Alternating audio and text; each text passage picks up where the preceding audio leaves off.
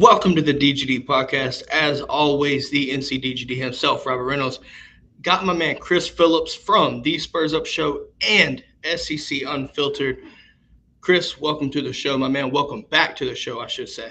What's going on, man? I appreciate you having me. Excited. We've reached the point where just under 90 days until kickoff, and I think we're at We're at 82 days until SEC football when Vandy heads to the island to take on Hawaii. Yeah, 89 days till kickoff for Georgia, Absolutely. South Carolina. But again, like I said, don't forget the doors go to the island to take on Hawaii in 82 days. So Ain't that crazy, man? Ain't that crazy? Week zero just around the corner. But it's never too early to talk ball, my friend. I mean, before you know it, we'll do our thing for July 4th on whatever body of water you prefer, and then it'll be SEC Media Days, and that's really the unofficial kickoff of the season. And we'll start breaking everything down and dissecting everything as we get closer to kickoff. My man, it's always great to talk ball with you, and appreciate you having me on for sure. Absolutely. Listen, you said 82 days until the Nobody Bowl, 89 until it really matters. And listen, Patrick, the 63-3 DGD says, "Wolf, wolf, let's go." And with that, we are going to go. Right. So obviously, listen, there's a lot to talk about around the SEC right now. Well, everybody thinks it's a dead period for the most part, but honestly, it's not. We're not going to do it today, but Georgia is coming off of a huge official visitors weekend, and more to come on that. We'll probably do that Friday. But there is one thing I want to jump in, and I want to jump in hot and heavy on this, and that is that potential SEC scheduling. Right? You hear about it. There's talks about the pods. Apparently, that is a no-go anymore. So now you look at the potential 3 opponents, consistent, and then round robin it off 6 games each year. First off, what are your thoughts on the whole, proposed schedule format for that? What are your thoughts from that standpoint? Well, I was going to say first thing, I am pro pods, and I've talked about this before, that from the business perspective and keeping fans invested, right? For Georgia, for example, this isn't a big deal because Georgia's a top 5 team, just won the national championship. They're going to be competing for the SEC East and the SEC championship. But when you're talking about keeping more fan bases invested for longer, I think pods provides you that. And I don't mean to come from a perspective of participation trophies or anything like that. But again, you look across college football, attendances are declining, right? The sport is, I think we've become so win by any means necessary. I don't like, my man, I don't like some of the attitude I've seen in college football from the fan base in regards to, it's either you're winning 10 plus games, 11 plus games, competing for the national title, or you suck. If you go 8-4, you suck, right? Shouldn't be the case. And because it's become, the entire game has become, are you in? Are you in? Top 4, are you in? And again, I'm not saying this from a perspective of, well, let's just give everybody a trophy. Let's pat everybody on the back and tell everybody they're good. No, that's not the case. Only 4 teams go to the playoff, and that's probably the way it should be. Maybe I could see, I think 8 would be a good number. Maybe even 12 is a good number. I think there's some positives and pros to expanding the playoff. But I do like the pod system because, again, while the regular season, you could argue, is the greatest play, it is its own playoff, if you will. I mean, doesn't it suck in college football? If you lose a single game, you almost feel like it's over. Your season, if your goals are championship or bust, it's over. If Georgia loses to Oregon somehow, I'm not saying they couldn't still get in because we know the SEC champion is basically it's an automatic get into the playoff. But God, your odds are kind of shot off the jump. You know what I mean? You're behind the 8 ball already. Whereas if you had that expanded playoff, it would help. If you had the pods, it would help. So I am pro pods from the business perspective in regards to getting to an SEC champion and the most efficient way to get there. I don't think that's going to change Bama, Georgia, or the realistically the 3 to maybe 4 teams that every year have a realistic shot to win it all in Atlanta. But when it comes to the scheduling, back to your original question, the 3-6 versus the 1-7 model, I am probably more in favor of the 3-6 model just because, as you mentioned, we talked off air, keeping some of those traditional cross-divisional rivalries. I mean, there's just some games that need to be played every year. You mentioned Georgia-Auburn. I think of Alabama-Tennessee. I think of Florida-Georgia, of course. I think of, Auburn-Alabama, of course. But there's just some games that need to be played. LSU-Auburn needs to be played. There's some games to me that absolutely need to be played. And if you do a 1-7, you're going to lose some of those games. You're going to lose some of those matchups. So I was telling you off air, thank God, I'm glad I'm not the one behind closed doors having to make these decisions, because you start thinking about it and racking your brain around it. It's really, really confusing and it's really complicated. But I am in favor of the 3-6, but I'm sort of surprised they are so quick to just dismiss the idea of pod, because, again, while it does sound sort of interesting, it's very different. I just think keeping more fan bases invested for longer is a positive. It helps the health of the sport. It helps the business of the sport. It continues to keep people watching, showing up to the stadium. And again, the diehards are always going to show up. The diehards are always going to come. Again, what I fear is just, you have 16 teams now, and you have 2 divisions of 8 teams. I mean, your season's over. Your season in regards to competing for a title is over very, very quickly. Not saying it wasn't before. But this takes me down another rabbit hole where, we could just go on about why I think more college. I feel like I could write an essay on why college football fan bases should learn to love and appreciate 8-4. If you learn to love and appreciate 8-4, this game becomes a lot more fun. Right? It's almost like playing a round of golf. Played golf yesterday. Once you start having expectations, that's when you ruin the game. If you go into it with no expectations and you just enjoy it for what it is, it becomes a beautiful thing. College football is kind of the same way. You know what I mean? So we've gotten into this mantra, this mindset of playoff or bust. If you don't go to the playoff, you suck. If you don't do this, you suck. And it's like, that's just not the case. You're a really good team at 8-4. You know what I mean? So maybe I'm speaking like a true Gamecock. I know 8-4 would be like a season that would get Kirby Smart fired, and that's a testament to what they've built in Athens. But I think the pods, again, it's not necessarily about participation trophies, but keeping more fan bases invested for longer, I think, be a positive. But for me, 3-6 over 1-7. You got to keep those traditional matchups on a yearly basis. You got to keep those intact. I'm with you on the 3-6. I'm with that, right? But if you look at the 3-6 model, right, the 3 permanent 6 round robin, you're technically creating a pod.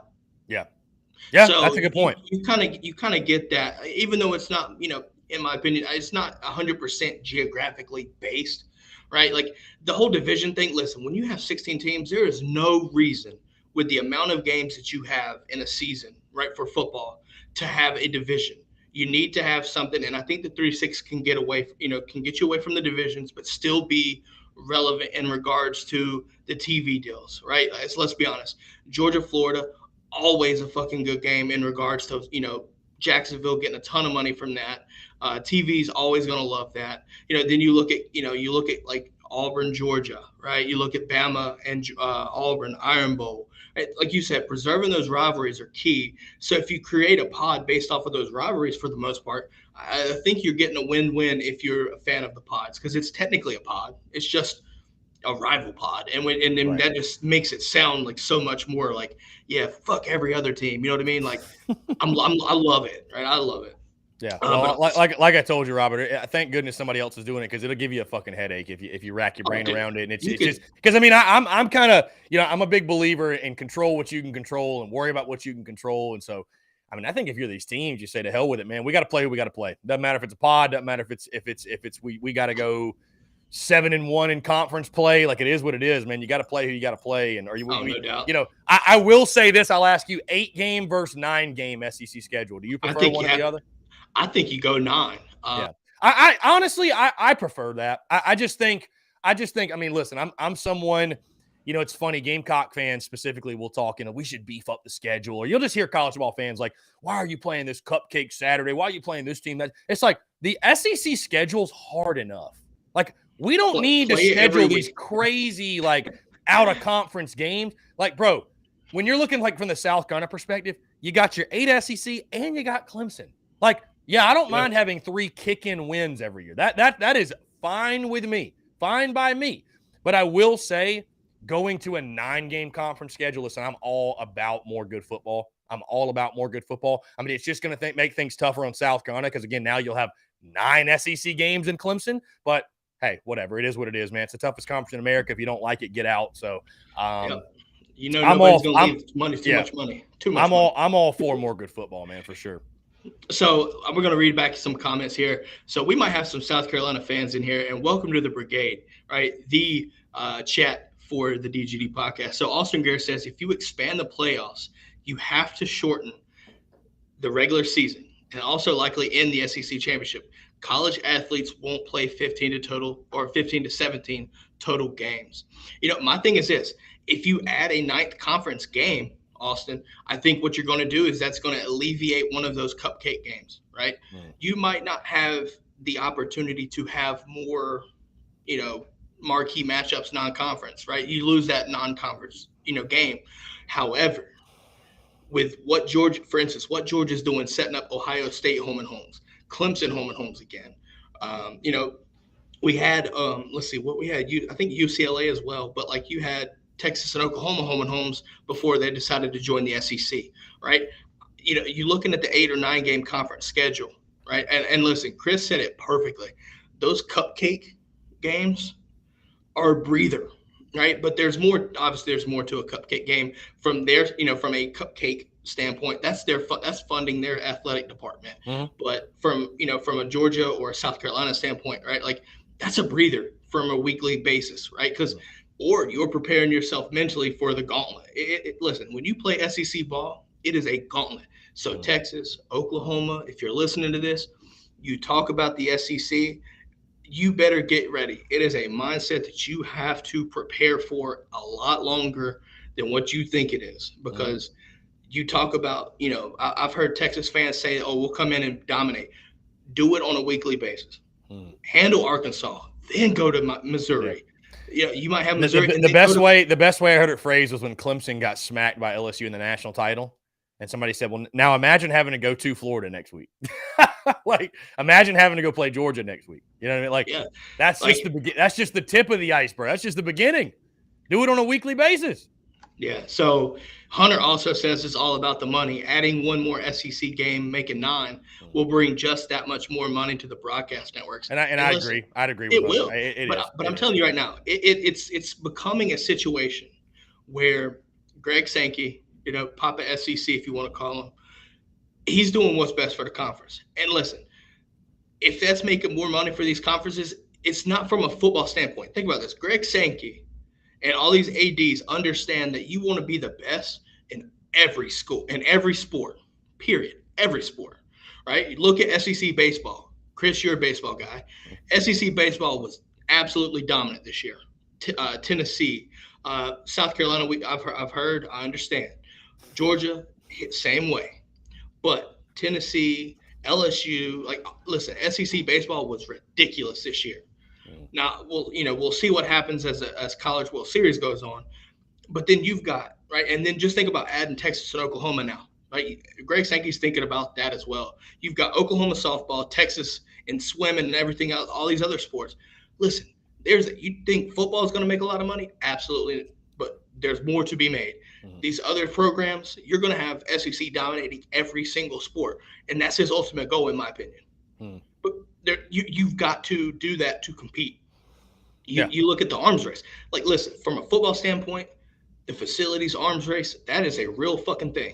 Oh, yeah. It is absolutely insane where facilities are in college athletics. I mean, it's fucking incredible. Like, truly. Like you just – I think, what are the facilities going to look like in, 30 years from now? Because it's like, how much nicer can they get? It would literally how much nicer be can like they the get? Jetsons. It would be like the Jetsons. Yeah. Think about it. Yeah. It's crazy to me, man. It's just like one thing after another. Austin Greer, by the way, says, where does this benefit the actual players? Here's my question. How much more can you give the players without it becoming NFL? I mean, they've got NIL and it's wide open. You can make it, hey, it's free market. You can make as much money as you want. How much more can the players get? How much more piece of the pie? And I don't mean to say that, I know they've got nothing, but now it's wide open. Now a guy like Spencer Rattler can make 6 figs easy cash money. How much more do you want to give him a monthly stipend too on top of NIL? I mean, at that point, again, once you do that, it's the NFL. It's paid football. Your scholarship gives you a stipend every month, if I'm not mistaken, but add to that, right? Now, my thing is this, though. Also, you can't. I'm just saying you can't just every time you get a new TV deal up the pay. Can you? I mean, I just at some point it's got to be college athletics. At some point it's college athletics. Either go to school and be a college athlete, or just skip it and go straight to the league. Like, nobody's holding a gun to your head making you go play college sports. Like, dude, I'm all about players getting paid. I'm all about, this is a whole separate topic. I'm all about, like, I love name, image, likeness, what it does for players. But, like, when did we get so greedy, bro?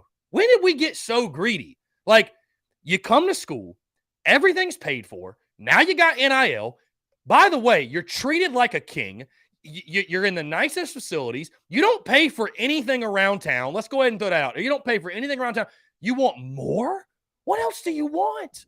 What else can you have? What else can you get? It's my baby needs college some shoes. athletics. It's college athletics, amateur athletics, right? There's people behind the scenes still funneling the bag just because there's a new TV deal, just because there's a 9th SEC game. What else do you need? And again, I don't mean to say that. I say that sort of tongue in cheek because I know that for a while they've gotten nothing. And I mean, I say nothing in air quotes because they've never gotten nothing. Call it for what it is. But the days of like the stories of you hearing college athletes, oh, I'm in my dorm eating ramen noodles and I'm deprived. And bro, no, you're not. Like, we got the Taj Mahal of facilities down the street. You can basically live out of it. You're in a $50 million facility. Like, you're living good. It's clean living, straight up. So I'm all about NIL. I'm all about guys getting paid. But at some point, we let our greed overtake our love for the game. We did. We let our greed run wild. And I get it. The almighty dollar, it moves the needle. You got to have it. I'm just saying, though, like, you add a 9th game. I hate this mentality of, where's mine? Give me. Where's mine? Oh, we got a new TV deal. Where's mine? You're getting. What more do you want? What more do you want? And then you talk about the whole stipend thing. Like, I'm sorry, bro. The long snapper shouldn't be making the same amount of money as Spencer Rattler does. It don't make any sense. It don't. Yep. You're taken care of. Like you said, you're getting full scholarship. You're getting a stipend from your Scully. Like, I'm pro player. I'm pro player making money. I'm pro NIL. But at some point, it's just like, dude, this is not professional football. And I'm not saying that to take money out of anybody's pocket, but it's not. The amateurism of the game is what makes college athletics beautiful, right? And now you have NIL. You making money is on you, right? That's on you. You deal with that. You work on that. You get as much as you can, and guys are doing it. But this whole handout, what are you going to do for me? Bro, what are you going to do for us? Carolina's going to be here after you're gone. We're getting you for 3 to 4 years. Georgia's getting you for 3 to 4 years. Like, what are you going to do for us? And in turn, do for yourself to get to the league where you'll get an actual contract. I don't know, man. I know I'm going off on a rant, but like the money side of it just, I've talked about this before. Do players care about a legacy anymore? Is it about a legacy? Does anybody care about making a legacy, or is it all about the bag? I'm sure some of them do. I know some of them do. I know a lot of them do. I think the majority of them do, actually. I think what you're seeing in NIL, it's the top 1%. It doesn't really affect anybody else. Not with the crazy deals, with these $3 million to go to Southern Cal. And I think it will even itself out. Like everything else, the pendulum will swing back. But it's all about money, dude. I'll tell you this. To add to your point, Austin, to answer your question from my perspective, I guarantee you there's a handful of college facilities right now. Guarantee that. Mm-hmm. So for 3 to 4 years, however long you decide to stay, you're in literally a world-class facility from top to bottom. Mm-hmm. And while you're getting there, listen, I shit on Vanderbilt just as much as about anybody. They just spent $300 million on renovations. Mm-hmm. Teams are investing heavily right now. You look, go to Eugene, Oregon, and look at that facility. That shit is fucking crazy. Yeah, crazy. Yeah. You look at A&M dropping bags on their facilities. Georgia just did it themselves, right? $80 million upgrades to Busmere and things like that. You're upgrading your stadiums. Hell, Georgia just did another $80 million on top of that, getting a new indoor tennis facility, keyword tennis facility, and upgrading Sanford Stadium a little bit. Yeah. So you're getting world-class facilities, playing in stadiums that are bigger than NFL, every NFL stadium.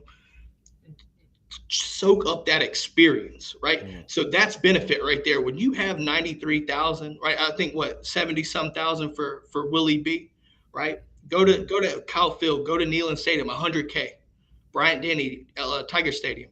You're playing in front of 93,000 drunk ass fans sitting there and cheering your name every single fucking week, every single week. That's benefit enough right there. NIL is just now legal, and that's just something else to add on to it. Yeah, There's people that come from college into lesser situations in the NFL because the facilities are fucking insane. Oh yeah, like that's even more felt across different sports. I mean, baseball. I can't tell you the horror stories I've heard about the minor league parks they play at, and oh my god, dude, it's unbelievable. Yeah, I like I said, I am schools when you look at and fuck the NCAA because this is their fault. If they would have handled their business, none of this would be a thing. Even if you just give off the facade that we're taking care of the players, they couldn't even do that. They couldn't even pretend, right? That's why it became such a big deal. But the schools are raking in the money. The coaches are making big money. I agree. How do we take the conferences, and in turn the schools? How are we taking care of the players? I just think at some point though, it's like how much more can you give? You know what I mean? I say that tongue in cheek because, like I said, for the longest time they've gotten nothing. I think NIL is a great thing. I think I don't know. You know, I don't know. I think NIL is a great thing. I do. There needs to be some regulation, but overall, and I think that'll happen. I think that will certainly happen. Hey, the first time Georgia Tech poaches a Georgia player and offers him $3 million to leave, or first time a Clemson offers a Carolina player, or Ohio State, Michigan, or Auburn. Maybe it's the first time that happens. I think we'll get some serious conversation about, all right, we got to change something because this is bullshit. Yep. All right, we're going to go back to the conference schedule here. I got a graphic that I'm going to pull up, and we'll look at Georgia, we'll look at South Carolina, and then we'll look at some other conferences or teams, I should say, that really stand out, right? So for anybody listening, if you're an SEC fan, understand what you're about to see, what we see currently, right? Think about what we see currently. 8 games, right, in a division. Right, and you have one permanent crossover and then another SEC West, since we're both East, another SEC West opponent, right? Think about what you're about to see when I pull this graphic up here, okay? We'll start off, since you're the guest, we'll start off with South Carolina, and then we'll work to Georgia, and then we'll look around. I'm going to pull up, and this is what South Carolina, based off of a model that I saw off of Twitter, this is what South Carolina would play with this new 3 and 6 model. So looking at South Carolina, down at in the middle, roughly behind actually underneath Oklahoma, your first 3 games in your permanent games would be Georgia, Florida, and Vanderbilt. That alone, right? That alone is difficult in itself. Georgia and Florida every year for South Carolina, you're getting that rivalry, but it's still difficult for South Carolina. There's no way to sugarcoat it. That's difficult. Now, with that being said, what South Carolina would see. So you have the boxes, the next 6 are split up white and blue for anybody listening. They're split up with white and blue. So I'm going to read a white and then the blue. So in one year, you would see those 3, and then Auburn, Missouri, Ole Miss, Oklahoma, Tennessee, A&M, and then rounded off with Clemson. And then in the next year, you would see the 3 that I mentioned, the permanent games, Alabama, Arkansas, Kentucky, LSU, Mississippi State, Texas, and then Clemson. That is a fucking gauntlet if I've ever seen one. I look at it this way, man. It's going to be brutal no matter what. You know what I mean? So you're at the SEC schedule. You're doing a 9-game SEC schedule. Everyone's going to have a tough schedule. And unfortunately, South Carolina has got to play Clemson every year, who's in the midst of the greatest run in their school's history. Whatever, but it's going to be tough. It's just going to be tough. It's like, you know what's a great model for this? 2020, where you had a 10-game schedule, all SEC, and people were saying, well, this schedule is harder than that schedule. Bro, everybody's schedule is fucking terrible. It's all hard. They're all hard. What difference does it make? They're all hard. So, I mean, I just welcome to the big leagues. That's all I can tell you. Welcome to the big leagues. Listen, so we talked about South Carolina. All right, listen, I'm going to do this after Georgia just to prove a point for anybody that thinks they can come in and handle an SEC schedule. After Georgia, we're going to talk Texas and Oklahoma because they're about to get it. All right. When they come in, whenever they decide to come in, they're going to get it. Right. But for now, we're going to talk Georgia. Right. Georgia, you're getting Florida and Auburn, right? Two important rivalries for Georgia, and then South Carolina. I'm telling you right now, everybody that I've heard, or a lot of people that I've heard, wanted Tennessee here. I'm telling you right now, Georgia and South Carolina is strangely enough a better rivalry than Tennessee and Georgia because it's been a yearly thing for so long now. So you add those three, and then on one year you would have Alabama, Arkansas, Oklahoma, Missouri, Texas A&M, Mississippi State, and obviously the nerds in Atlanta. Flip it up next year, then you got Tennessee, Ole Miss, LSU, Vanderbilt, Texas, Kentucky, and the nerds, right? Now, from a Georgia standpoint, listen, it's a lot about talent, but at the same time, welcome to the SEC. Georgia's familiar with it. South Carolina's familiar with it. It's nothing new to us. You're adding a game, but you're getting a lot more, I guess you could say, a lot more uncertainty in a sense where now you're starting to see teams more frequently, right? Right. Chris, I don't know if you're familiar with this, but since 2012, when A&M and Missouri came in, Georgia has yet to go to Kyle Field and will not, or is not scheduled to until 2024, Chris. That should not happen. Yeah. That should not happen. So with this 3 and 6 model, you're going to get a home and home every other year. And for me, if you're a fan, listen, if you travel, tell me you won't want to go to Austin and go to the Texas Longhorn Stadium. Would you go to Norman? Of course you would if you're financially capable of able to do it.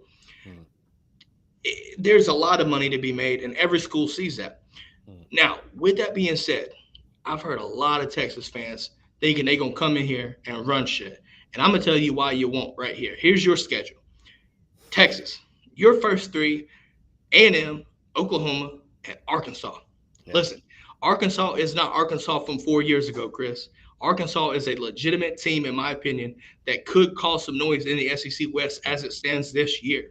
And, bro, A&M is licking their fucking chops to get Texas back on the schedule. They want nothing more than Texas to come to Kyle Field.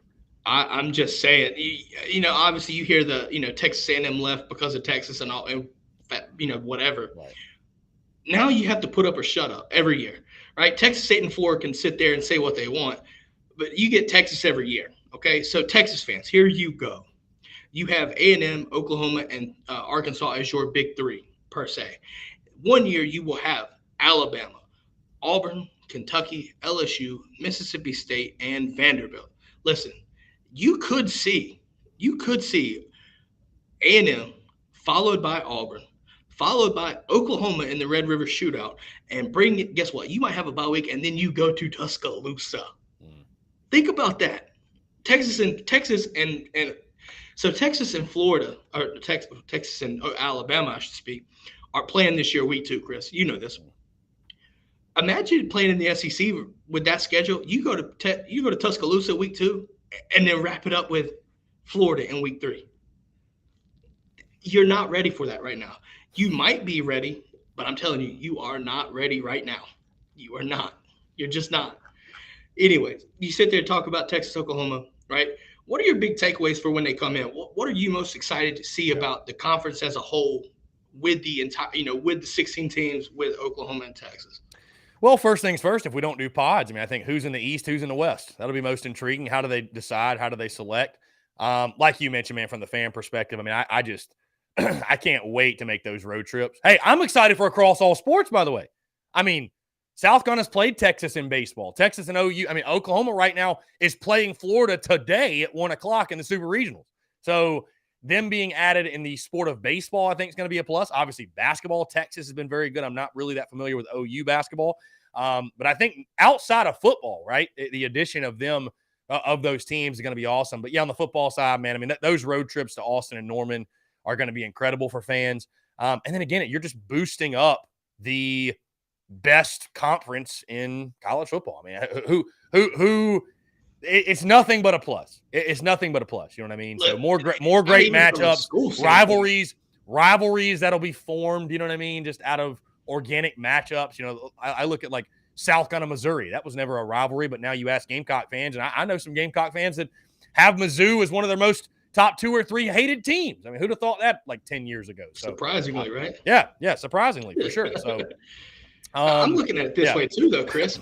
If you're a fan, right, and you're bringing in Texas to Willie B, right? So we're gonna go Gamecocks here for a second. If you're Texas going to Willie B, and you're a Gamecock fan, what is that going to be like for the city of Columbia? It's going to be fucking insane. Oh yeah. Like, listen, as a fan, you might see higher ticket prices, but I guarantee you will be willing to pay that. And for season ticket holders, you're going to be willing to do that, knowing that every other year you could see, or at least within every 4 years, you can have a Texas, Oklahoma, Bama, Florida, all of that in 1 year potentially at your stadium for home games. Would be absolutely insane. Every year would be worth buying tickets. It would positively impact the economy of every SEC city. No question. No question at all. That just because of name alone, even if Texas is not back, as they say, like they still Texas is coming to town. Yeah, they'll bring a ton, and it's like, dude, that will be the hottest ticket. Texas is coming to town. Who isn't going to want to go? SEC, see, the problem is the CBS SEC situation. The 3:30 games are going to be gone eventually, and that's going to hurt my feelings right there. Yeah. I'm telling you right now, you can look at every week and just find the right game and just, you know what I mean? But, well, with ESPN and whatnot, that's a whole situation within itself. But, I'm with you, right? If you look at what the last time Georgia, Oklahoma met, Chris, Rose Bowl, that's huge implications to the playoffs. Classic game. Now you have that once every 4 years. There's a rivalry that can be built from that. Yeah. Like, now, I think we spoke offline, but in a previous show, I had mentioned a possibility of the pods, but 2 permanent crossovers. 2 permanent crossovers and then 4 round robin before the pods idea was shot down. But at one point, I had Oklahoma, Alabama, and like Texas and Georgia. But I think it was South Carolina, A&M. I think that could be an interesting situation there. Or no, it may have been, I forgot what. I think Oklahoma, South Carolina would be interested in knowing like Shane Beamer from Oklahoma's situation. I think that'd be interesting. But like, looking at the 6-3, I think that might be where they go. Right now, the question is 8 or 9, and all these guys are still debating it. Nonetheless, when you have 16 teams of that magnitude, everything is amplified, right? Which also means there's a possibility that even with 2 losses, right? 2 losses. Two losses. There we go. 2 losses. Good call. That's got to be the first SECU piece of merch for everybody. Just the horns down. Everybody can relate. Everybody loves horns down. Everybody in your team colors, right? In your team colors. Yes. Beautiful. Now, with that being said, though, right? We talk about the 4-team playoff right now with one team. If you're in the SEC, Georgia's had this a couple times where we lose a regular season game. 2019 was an example. Lose the regular season game, and then you're forced to win your SEC title to get it into the playoffs. We didn't. We finished 5th, right? When honestly, I think we should have been the 4th regardless. But neither here nor there. I think with 16 teams in that schedule, whether it be 8 or 9 game conference, I'm telling you right now, there's a chance you're going to see 2 teams in the playoffs from the SEC, and depending on how far they expand, you could see a 2-loss team in the playoffs from the SEC. Obviously, depending on the losses. It would not surprise me. It's only a matter of time before a 2-loss team. Especially when you expanded that 9-game schedule. Yeah, absolutely. It's interesting. We talk about the scheduling formats. Think about it. What's the number one goal of all of it? To get the best matchups with the shortest break in between. Because, like you mentioned, the biggest problem is just the fact that South Carolina and LSU play once every decade. It feels like that's a problem. South Carolina, Alabama, so getting the best matchups on the most consistent basis possible. That is the number one goal. The question is just how do we achieve that? Yeah, no doubt. And listen, obviously the powers that be above our pay grade, Chris, will do that scheduling. Listen, we saw in recent years the SEC. Was it the SEC? The SEC schedule release on the SEC network has become a thing where they televise it and make ratings off of it. Yeah, I'm telling you right now, you think that was absurd? Wait until Texas and Oklahoma come in. Oh yeah, it's going to be a spectacle. It will. It will. Mm. So the possibility. Listen, and we all understand that this shit's driven by money, right? We know Oh this. yeah, the almighty dollar. And then, but listen, if I'm a fan, you're a fan. I don't give a fuck about the money. I just want my team to be in a situation where we're gonna play good ball and have a chance to win a national title. If I start sitting there and wondering about why is it too much money, I'm overstepping my boundary, in my opinion. This is for Right. me. I speak for myself. Mhm. Just enjoy it. Right. Just enjoy it. Mhm. See, my thing is this: we talk about 8-4, Chris.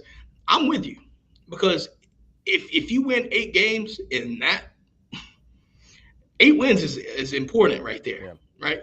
Because 8 wins in 2020, holy shit, is what Yeah. I'm going to say. 8-2. If you went 8-2 in SEC play in 2020, Yeah. yes, sir. Yeah, That's a big and deal. I'm speaking to the fans more than anybody. I mean, obviously, if you're on any college football team, you're in the building, you should expect to win every game. That's just the mindset of a warrior and the mentality of an athlete. That's the way you should think. Speaking specifically to the fans who, like you mentioned, have no control of the product on the field. They have no control. You know, I joke with you all the time. The most beneficial thing that can happen to my business is completely out of my control, and it's South Carolina winning. That's it. It's out of my control. There's nothing I can do or say that will lead the Gamecocks to a victory. Nothing. I have no control.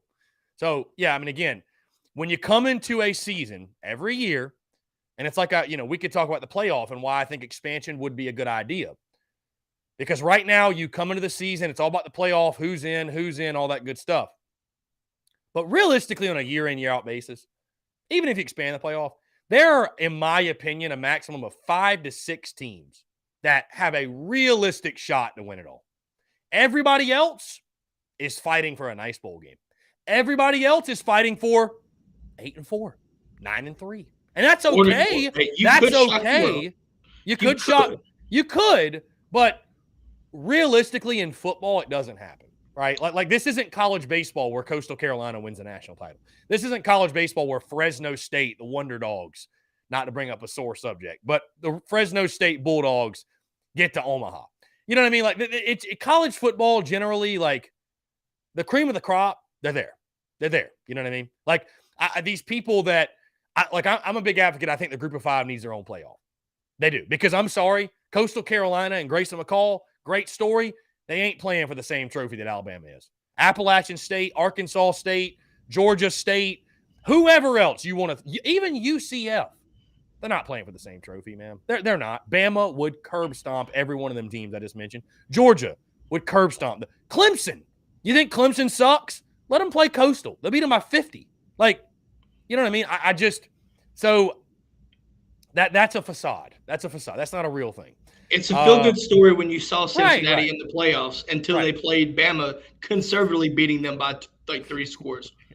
Yeah. Like, and I mean, I know you have your one-offs, right? Auburn loses to, or was it LSU loses to UCF, Auburn loses to whoever. But realistically, in a playoff scenario, like, why not have a group of 5 team win a group of 5 national championship? Like, there's just Cincinnati getting into a playoff. Come on, man. Like, I will say that the D2 playoff system has worked very well for years. Yeah. I mean, and that's why, honestly, man, Robert, that's why the top 25 is kind of bullshit, honestly, because I'm just like, you look at like these teams. I mean, it is about a lot about who you play. I'm not trying to take anything away from Memphis. I'm not trying to take anything away from East Carolina. But when I see those teams ranked like 15th, 12th, or like top 15, top 20, I'm just like, and they're undefeated. Well, I'm like, well, yeah, they're undefeated. Like, you got an SEC team over here that's 8-4, and they're not ranked, but it's like they would smack that team in the top 25. It's like, are they really? Is Memphis really the 15th best team in the country?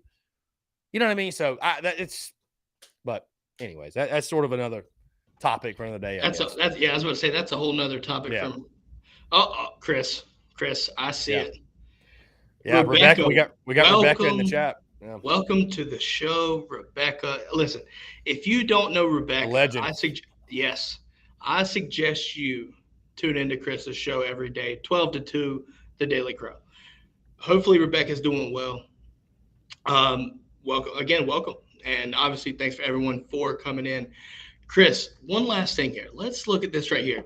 If going back to this schedule, if you look at the three permanent crossover game or the three permanent games, which one sticks out to you as being the most difficult? Or South Carolina. You said South Carolina? You're saying for hold on, restate the question, my guy. My apologies. All right. So looking at this model, right, going back to this model, out of every team here in the SEC, the three permanent crossovers, right, or the three permanent matchups, right. Which one sticks out to you as being the most difficult, if you had to choose? The most difficult, just for any team, just in general. Yes, any team. I mean, God, anybody who's got to play Bama on a yearly basis. I mean, Tennessee, Bama sucks. I mean, again, I think that's a game you need, though. I mean, anybody who's got to play Bama or Georgia, my guy. Arkansas playing, I don't know, I guess Auburn. I mean, I think actually, yeah, Auburn, who's got Bama, Georgia. I mean, Mississippi State, you get some relief, but I think that's really, really tough. Yeah, I'd probably say Auburn. I think Auburn's got a really, really tough draw. I look at Arkansas. I look at Arkansas, A&M. Yeah, LSU, Texas A&M is tough, really tough. Texas is tough too. Now, Texas got a tough schedule. You're right. Yeah, I'm sitting there looking at it in this regard. Like, I like this Oklahoma-Florida matchup. In all seriousness, I think that would be an intriguing matchup to see. I really do. I think it would be interesting as hell to see. Yeah. Because I love OU Florida. I think that's awesome. Yeah, I think it's a great matchup. That's my thing with the three permanent crossovers, right? Like, I would love to see, the established rivalries, be preserved. Well, again, I think these rivalries will be built too when you add Texas OU. There's going to be rivalries that are organically built. So and I think that's what's the beauty of it.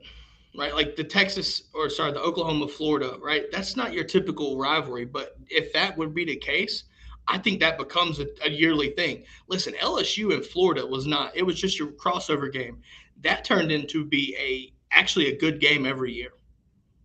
So it has the possibility to create new rivalries, and I'm all for that. If you had to choose, though, Chris, if from a South Carolina standpoint, which team would you want to see a new rivalry be built with? Who would it be? I would say Bama, Texas plays this year, right? Don't they play this year? Yes. I think that would be a cool one just because of the history between those two programs. I think Georgia OU is a sick game. I think that's an awesome game. Like I said, Florida OU is really cool. I can't wait to see Texas Arkansas return just because of the Big 8 history there. I think it was the Big 8 conference. Yep. Those would be the top ones, I think. I'm excited to see A&M Texas come back, personally. That's a game that should have never come off the schedule. Like, you got to preserve rivalries. Like, come on. Rivalries are what make college football great. Oh, getting Texas A&M back on the schedule. I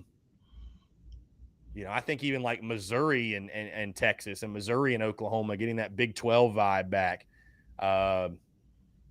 Yeah, so for me, those would be, LSU, Texas, I think is a fun game because they're kind of out that way, right? They're out that way, sort of close to them. I think that would be a cool one too. So there's a lot of potential for big-time rivalry matchups. There's a ton of them. And I'm looking at it in the sense of this, Chris. If I'm Georgia, give me Texas every year. Listen, Georgia fans aren't necessarily worried about this. However, there's some shit talk that they continue to. I've heard Texas fans continue to bring up every single time, and that's beat us in the bowl game, right? And we're back. The best meme ever created. You're right. Listen, I'm just saying, that is the biggest. And also, that's when Bevo tried to kill Uga. By the way, who can fuck Bevo and that fat piece of shit. I'm just saying, fuck him. Peter, get after him. Get after him, Peter. Get after him. Now, I'm telling you this right now. Texas and Georgia are two huge brands, right? Mm-hmm. Huge brands. So to have that rivalry potentially would be fucking insane for SEC, for ESPN, who's going to be the TV deal for there. Mm-hmm. Every single year, that I ain't gonna say it's a Red River shootout type rivalry, you know, but I guarantee you that that bowl game is okay. Yes, Patrick, exactly, exactly. That walking porterhouse tried to attack Uga. All right, I had to stop mid sentence to read that because that is true. As I was saying though, that bowl game, right? Mm. Texas fans will always, I've to this day always talking about that bowl game. Let them play Georgia now. Yeah. Since that moment, you could not see two 180-degree switches. Period. Georgia has since dominated and Mm. won a national title. Texas is sitting there trying to fight to be, in my opinion, relevant and get back to where they could be. Let them play every year. Mm. That's just me. Like, listen, and the biggest deal, you tried to hurt Uga. All right, you tried to hurt Uga. That you don't do that. All right, nobody puts baby in a corner and you tried to do it. I'm just saying. Yeah. But Yeah. go I ahead. was just saying on a side note, it's funny, man, because I watch highlights against Texas. I wonder how sick their fans get of the horns down thing because everybody does it. Like Listen, every time anybody beats Texas, it's just you'll see guys just.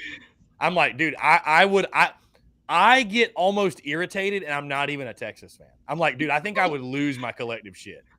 So I'm just saying if this. people start doing like a Spurs down like this, I'm gonna start probably feeling some type of way. I'm just gonna What you're say, saying is there's going to be some fighting motherfuckers here this evening. dude, it's just like every time I see a highlight against Texas, I'm like, bro, they're fans. You have to be like conditioned to it at some point. Like it has to get to a point you've heard it so many times, it just doesn't even phase you because that's all you hear. Like I can imagine Texas fans walking around a tailgate outside of Sanford, walking around the tailgates in Athens, just fucking horns down. Like that's all you're gonna hear all day, And all Georgia is, day. and Georgia's not even the most obnoxious, man. Wait till Texas goes to LSU. That's a bold statement, my Well, guy. for you, no. Go listen I'm, to some I'm LSU just giving you fans. shit. Give you Oh, listen yeah. a Tiger hundred. bait, Tiger bait. Oh yeah, Give me a oh hundred yeah. K in Tiger Stadium throwing the horns down At night, as at soon as night. LSU. Listen, ain't nothing touching that shit. That sounds like the first. That sounds like the first SEC unfiltered road trip right there. I tell you, I went to side note. I went to LSU, so I haven't been to many stadiums, but I've been to LSU. But it was 2020 COVID year, so Wow. I did not get the full Tiger Stadium experience. But I would love to go back because them folks get rowdy. They get rowdy, and you'll have some of the best food you've ever had in your life. By the way, you will. I mean that crawfish etouffee must be some really good shit. I'm Truly, just saying. Now truly. I'll say this. I love SEC traditions, right? I look at the stadium environments, things like that. Even if we don't like each other from a program to program. Like I don't like South Carolina, but I'm not like gonna hate you like Mm. Auburn and Florida and shit like that, right? There's still something cool with, like, how can I explain it? The intro, right? I did a show recently with ranking like a do my top, like building a program, basically taking things from the SEC, and I took y'all's entrance, man. Mm. Like I don't know what it is, but something about Cocky coming out of that cage is just it's just wild, right? With the build up, it reminded me of Ric Flair, made me want to go woo real fast. But can you imagine Sandstorm? How would that impact people? Like Mm. if you have a Texas or an Oklahoma in Willie B. Oh, it'll be nuts. It'll be nuts. Yeah, Yeah, no, be crazy. it would be on a different level. Mm. I would think, and I hope everybody gives him the horn.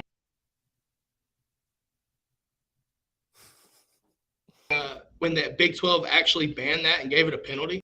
Mm. No, the SEC. We're gonna let it. We're gonna let it rock. The SEC is gonna let it rock. I mean, if you listen to Dixieland Delight, if you listen to them singing Dixieland Delight and Bryant Denny or Neck at LSU, do you really think the horns down is going to mean shit to you? No, because there's like the infamous one is when OBJ had them play Neck, and he was like, "Fuck the fine, I'll pay it." Like you're going to see that like consistently, and it's just going to make for even more like hatred between every school. So I think just seeing shit like that, like just wait till like dog fans start making fun of the Sooners schooner or whatever it is that fell over. Just wait, just wait. Oh yeah. Like the banter is going to be off the fucking chains because Oh, it's it's going to already be off the incredible. chain now. It's Like going they it's going to didn't be play it's going to another be year. incredible. The shit talk is going to be at an all-time high. Legendary status for the shit talk. Can't wait. Listen, and then you have teams like Oklahoma. I think I'm excited for both of them to come in for different Mhm. reasons. I think you look at Oklahoma has prepared themselves with Venables going to Oklahoma, Mhm. right? I think you look at that as being a true, hey, they're trying to prep up for this, right? You Mhm. lose Lincoln Riley, sure that sucks. You lost some talent, right? He poached your program, but you got the one guy that can come in and play SEC defense and have success. Mhm. And then Texas is that wild card. The offense, what they're going to throw out this year on paper looks absolutely phenomenal. Mhm. But they already have the most resources as it is. So now you bring them into the SEC where there's even more resources. They will find a way to get better. Mhm. So you add that right there, the potential for the SEC, you know, the SEC being the conference to be, right, is Mhm. only going to strengthen that argument when those who formally get in. Mhm. Like if you know what I mean, like that's what. And Patrick says, "Don't let the Sooner wagon fall over again. We're gonna get y'all." Yeah, gotta go. Just saying. Like, so obviously, listen, if it's just there's so much SEC hype as it is now, and for me, I just cannot wait to get both of those in there. If I had my way, Chris, I would get rid of Vanderbilt. Like, Mhm. like fuck them. Like they're Yeah, it, I mean, but you need Vandy. You need Vandy. All I love to the guess doors. I You guess got from a Vandy somebody's baseball got to be at the standpoint. bottom. Somebody's got to be down there. Well, I And mean, in what? You know baseball, what? I will say this. Speaking from the SEC Unfiltered side, SEC Unfiltered, I'm a big fan of Clark Lee. I actually like Clark Lee at Vandy. I think I he's doing it. think I think he's doing a good job so far. all joking aside, I think that is, I ain't gonna say the hardest job in the SEC, but from a resource standpoint, their academic standards kind of hinder them like a Notre Dame, but Mhm. we're nowhere close to where they need to be from a Notre Dame stature standpoint. Yeah. So, when you look back, Chris, like people underestimate what James Franklin did there at Vanderbilt, winning 9 games. That, in my opinion, was one of the best coaching jobs in a season you'll ever see because of what he took at Vanderbilt and turned it to that. Mhm. Yeah. Like that was impressive. That was impressive. Yeah. Yeah. It was So incredible. It was incredible. it really was. Listen, hey, we can talk ball all day. You know this, but we're going to wrap this thing up today. So what I want to do is give you a shout out, Spurs Up Show. I'm gonna let you talk more about the Spurs Up and SEC Unfiltered. I'm gonna Yeah. let you take it away, my man. Yeah, so you can find the Spurs Up Show. We're all over social media: Facebook, Instagram, Twitter, YouTube, TikTok. Even we're actually on there as well. Twitch, just anywhere you can find any social media platform. We're there. Also, the podcast drops for the Spurs Up Show Monday, Wednesday, Friday. iTunes, Spotify, Stitcher, Google Podcast, anywhere you get your podcast. We're also at thespursupshow.com. We also sell a ton of merch. TSUS.store for all the Gamecock fans out there. And yeah, we do live events, live shows. We do a daily live show called The Daily Crow. Of course, not this week. We're on a week, maybe 2 hiatus. Just stay tuned with The Daily Crow Monday through Friday, noon to 2, taking questions, comments, calls, sort of the South Carolina version of Paul Feinbaum. And that streams on Facebook, YouTube, Twitter, and Twitch. As you obviously know, my guy, you tune in a ton, which I do appreciate. A lot of fun there. And again, we take those calls, and it's fun to get the listener, the viewer interaction. As far as SEC Unfiltered, that is my newest initiative, newest entity talking all SEC. And it's yours truly, of course, podcast for that, dropping Tuesday, Thursday. Right now, we're in the very, very, very beginning stages. Literally launched that like 2 weeks ago. So building that up as we speak. But the podcast, we are dropping again consistently on a weekly basis. Tuesday, Thursday, we're going to have guests. We'll probably re-air this conversation on there. Right now, of course, we're going through regionals, super regionals, College World Series, but of course, getting ready for kickoff for SEC football as well. And yeah, a lot of fun. Again, excited to see how that evolves and how that grows. But the podcast will be dropping consistently, like I said, Tuesday, Thursday. And excited that show, by the way, just joined the Blue Wire Podcast Network, which is a really, really big deal. Pushing that forward, getting some national partnership, national sponsorship, really, really, really big deal for that entity so early on in its existence. So, yeah, man, excited to grow and the joys and the journey, as I always say. And, yeah, I appreciate you having me on, man. Let me plug both the Spurs Up Show and SEC Unfiltered and just everything we got going on here, man. I really appreciate it. Oh, no doubt, man. Listen, if you've been an OG for here, man, last year you came on preseason, talked about previewing South Carolina, right? That was the first time you came on. It was interesting because there were some names that torched us this past year, right, with Van, right, Mm-hmm. that you called out, if I'm not mistaken, called out and say, hey, watch out for this kid, Mm-hmm. right? Listen, go give him a follow. Go listen if you can. Same time as the show here. Obviously, just Monday through Friday. With that being said, though, if you're an SEC fan, do go give SEC Unfiltered a follow. I promise you, you will like the content. I am a follower. I enjoy the content, so I'm sure you will Yeah. too. With that being said, though, dog fans, 89 days until the Georgia Bulldogs go duck hunting in Atlanta. Listen, Spike Squad, fully on board with this. Countdown to kickoff. If you're using social media, make sure to use hashtag blackout the bins. We're blacking it out. Now I can't predict what Georgia's going to wear on the field, but the Spike Squad asks you to black out the bins. You black out the bins. With that being said, have a great Monday. We will catch you back on Friday, and go dogs. And listen, if you're a fan of the SEC, SEC if you want to cheer for that. All right. Mm-hmm. Have a great day. We'll catch you on the next time.